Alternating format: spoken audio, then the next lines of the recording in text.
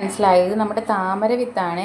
Actually original താമരയുടെ വിത്തല്ല ഇത്. അത് വേറൊരു താമര പോലെ ഇരിക്കുന്ന, നമ്മളെല്ലാവരും പറയുന്ന താമര വിത്തെന്നാണ്. പക്ഷേ ഇത് ലോട്ടസിൻ്റെ തന്നെ വേറൊരു ടൈപ്പിൽ ഇനത്തിൽ വരുന്ന ഫ്ലവറിൻ്റെ വിത്താണിത്.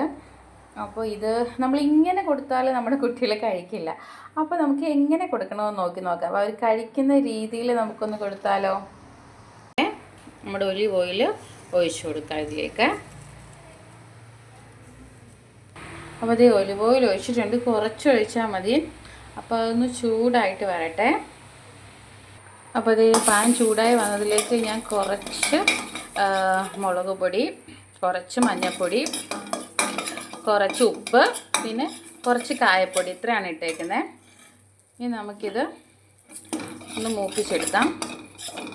ജസ്റ്റ് ഒന്ന് മൂത്ത് വരുമ്പോഴത്തേക്കിന് വേണം. ഈ ടൈമിൽ നമുക്ക് ജസ്റ്റ് ഒന്ന് ഗ്യാസ് ഓഫ് ചെയ്ത് കൊടുക്കാം കേട്ടോ. അല്ലെന്നുണ്ടെങ്കിൽ ചിലപ്പോൾ അത് നല്ല രീതിയിൽ ബ്ലാക്കായി വരും. നമുക്ക് അത്രയും ബ്ലാക്കായി വരണ്ട. അപ്പോൾ കണ്ടോ, ഈ സമയത്തേക്ക് നമുക്ക് അപ്പോൾ നമ്മുടെ മഖാന ഇതിലേക്ക് ഞാൻ ഇട്ട് കൊടുത്തിട്ടുണ്ട്. അപ്പോൾ അത് നല്ല രീതിയിലൊന്ന് മിക്സ് ചെയ്തെടുക്കാം. അപ്പോൾ നല്ലോണം മിക്സ് ചെയ്ത് കഴിഞ്ഞിട്ട് നമുക്ക് അതിലോട്ട് ബട്ടറും ചീസും ഇട്ട് കൊടുക്കാം. തീർച്ചയായിട്ടുള്ള മഖാന ഇവിടെ റെഡി ആയിട്ടുണ്ട്.